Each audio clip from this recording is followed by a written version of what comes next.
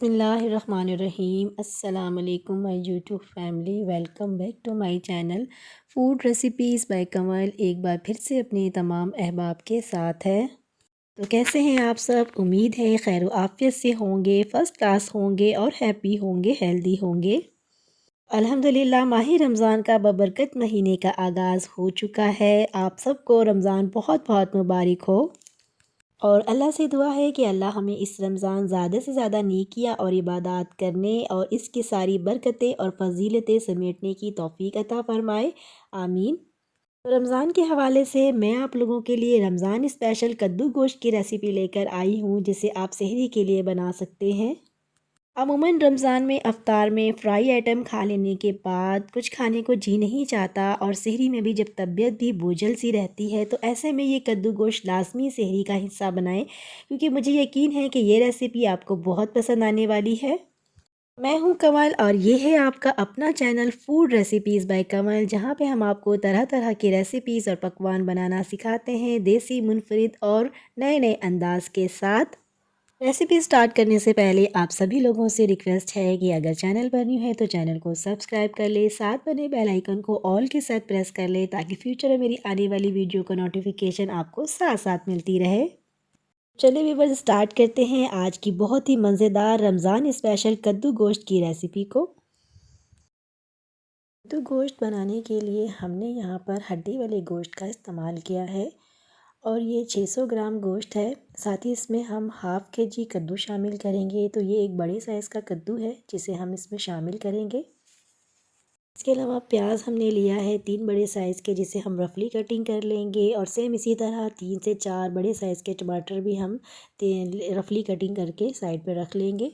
अब एक pressure cooker में हम गोश्त शामिल कर देंगे, और साथ ही इसमें हम बाकी के इंग्रेडिएंट्स भी साथ साथ शामिल करते जाएंगे। इसके बाद यहाँ पर हमने प्याज शामिल कर दिया है, साथ ही इसमें हमने टमाटर भी शामिल कर देना है। इसके बाद हाफ़ कप कुकिंग ऑयल हम शामिल कर देंगे। इसके बाद इसमें हम ड्राई स्पाइसेस शामिल कर देंगे। लाल मिर्च पाउडर इसमें हमने शामिल किया है 1.5 टीस्पून। हल्दी पाउडर हमने इसमें शामिल कर दिया है 1.5 टीस्पून। और धनिया पाउडर हमने इसमें शामिल किया है 1 टेबल स्पून। इसमें हम टेस्ट के हिसाब से नमक भी शामिल कर देंगे। 2 टेबल स्पून अदरक लहसुन का पेस्ट हम शामिल करेंगे। बाद हम इसमें हाफ़ कप दही शामिल कर देंगे। यहाँ पर दही हमारे पास फ्रोज़न थी, वो हमने शामिल किया है। इसके बाद ये सारी चीज़ें शामिल कर लेने के बाद इन सारी चीज़ों को अच्छे से हम मिक्स कर लेंगे। अच्छे से मिक्स कर लेने के बाद अब बारी आ जाती है इसमें पानी शामिल करने की। तो यहाँ पर हमने 1.5 कप पानी शामिल किया है। पानी शामिल करने के बाद हम प्रेशर कुकर को कवर कर देंगे, और इसे 15 से 20 मिनट के लिए गोश्त को टेंडर होने तक पकने देंगे। जब तक हमारा गोश्त गल रहा है, तब तक हम कद्दू को पील ऑफ करके इसकी कटिंग करके रख लेंगे। जी व्यूअर्स, यहाँ पर हमने प्रेशर कुकर को खोल दिया है, और आप देख सकते हैं कि इसमें अभी पानी मौजूद है। तो साथ साथ हम इसका पानी भी ड्राई करेंगे, और साथ साथ गोश्त की बहुत अच्छे से भुनाई करेंगे। फ्रेंड्स, आप देख सकते हैं यहाँ पर काफ़ी हद तक पानी ड्राई हो चुका है। तो इस पॉइंट पर आकर हम इसमें 1 टेबल स्पून गरम मसाला पाउडर शामिल कर देंगे, और इसके बाद मज़ीद इसे हम 5 से 7 मिनट तक मज़ीद इसकी बुनाई करेंगे। तो व्यूवर्स, आप देख सकते हैं यहाँ पर जो है ऑयल सेपरेट हो चुका है, और हमने काफ़ी अच्छे से इसकी बुनाई कर ली है। तो इस पॉइंट पर आकर हम इसमें कद्दू शामिल कर देंगे। कद्दू शामिल करने के बाद इसे भी हम मज़ीद 4 से 5 मिनट मसालों के साथ अच्छे से इसकी बुनाई करेंगे, ताकि जो सब्ज़ी का जो कच्चापन है वो ना रहे। तो साथ साथ हम बहुत अच्छे से इसकी बुनाई भी कर रहे हैं। और आप देख सकते हैं कि यहाँ पर हमने इसमें हरी मिर्चें शामिल कर दिया है 4 अदद, ताकि जो हरी मिर्चों का भी फ्लेवर है वो बुनाई के साथ साथ कद्दू और गोश्त में अच्छे से मिक्स हो जाए। के बाद इसमें हम पानी शामिल कर देंगे। जितना शोरबा आपको रिक्वायर्ड है उतना पानी आप शामिल करके इसे कवर कर दें, ताकि कद्दू अच्छे से हमारे टेंडर हो जाएं। तो जी बस, यहाँ पर हमने प्रेशर कुकर खोल लिया है, और फ्लेम को हमने ऑफ़ कर दिया है। और आप देख सकते हैं कि कद्दू गोश्त हमारा बिल्कुल डन है।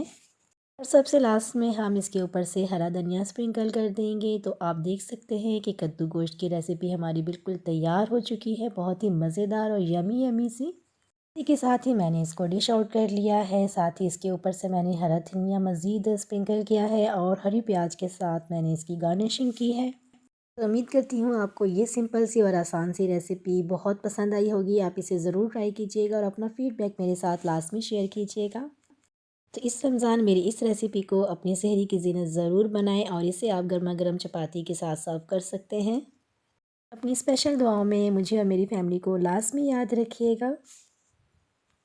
वीडियो अच्छी लगी तो वीडियो को लाइक के साथ साथ अपनी फ्रेंड एंड फैमिली के साथ लाज़मी शेयर करें। साथ ही चैनल पर न्यू है तो चैनल को सब्सक्राइब कर ले, साथ बने छोटू से बेल आइकन को ऑल के साथ प्रेस कर ले ताकि फ्यूचर में मेरी आने वाली वीडियो का नोटिफिकेशन आपको साथ साथ मिलती रहे। तो इसी के साथ ही इजाज़त चाहूँगी, अपनी प्यारी सी बहन को इजाज़त दें, अपनी स्पेशल दुआओं में लाज़मी याद रखें। तो मिलते हैं नेक्स्ट वीडियो में नेक्स्ट ऐसी ही मज़ेदार सी रेसिपी के साथ। अपना ढेर सारा ख्याल रखिएगा, दुआओं में याद रखिएगा। Thank you so much for watching my video. Take good care and अल्लाह हाफिज़।